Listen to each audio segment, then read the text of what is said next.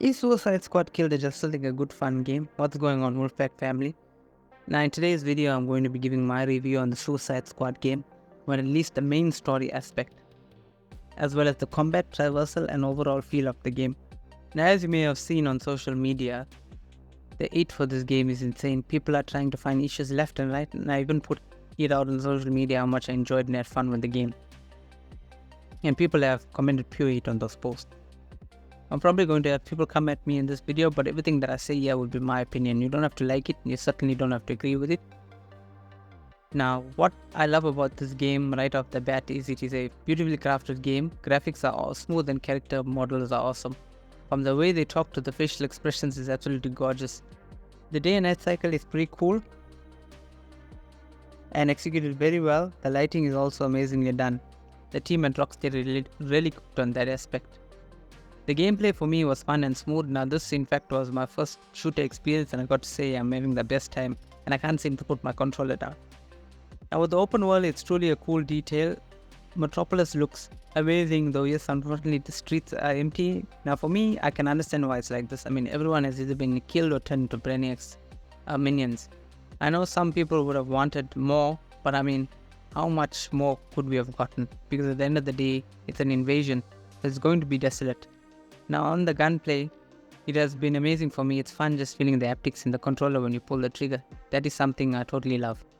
Now if you watch one of my live streams, you will see just how much I enjoyed using the guns. Traversal is awesome as well, and Deadshot is so fun to play with.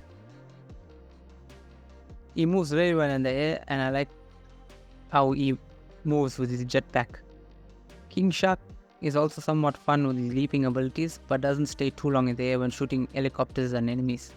Boomerang on the other hand is actually one of the coolest to use because he battles the Flash speed, force and style. Ali is also cool but still feels kind of slow in some aspects, but overall I like it. Enemy varieties is pretty much the same, but you do get some enemies that do some things differently.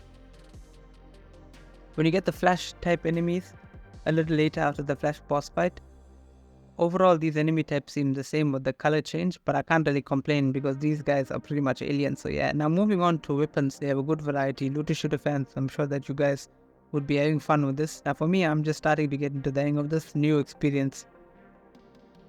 Now when it comes to the story, I know many people are not major fans of it, but I didn't hate it. I thought it was pretty well done in some aspects, and there are a lot of hints in the story that tell you a lot if you really pay attention to it.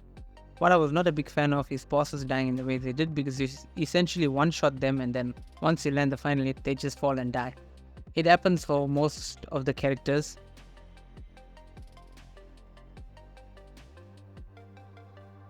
But with Batman, you fight him in his fear form and he's already beaten when you come out after the fear toxin wears off, which is slightly different.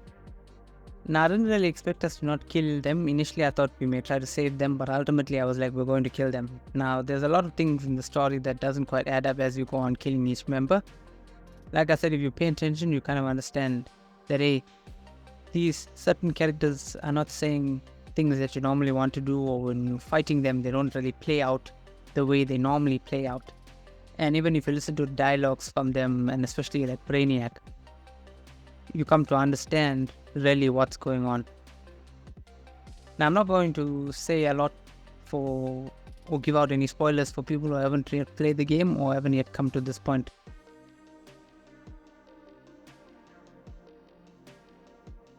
If you have played it, some will know what I mean. Now, also on social media, people have been saying Batman was ruined, or people saying Kevin Conroy's Batman performance was wasted. You are wrong, especially when it comes to Kevin. A lot of people were using his name to create a hate on social media.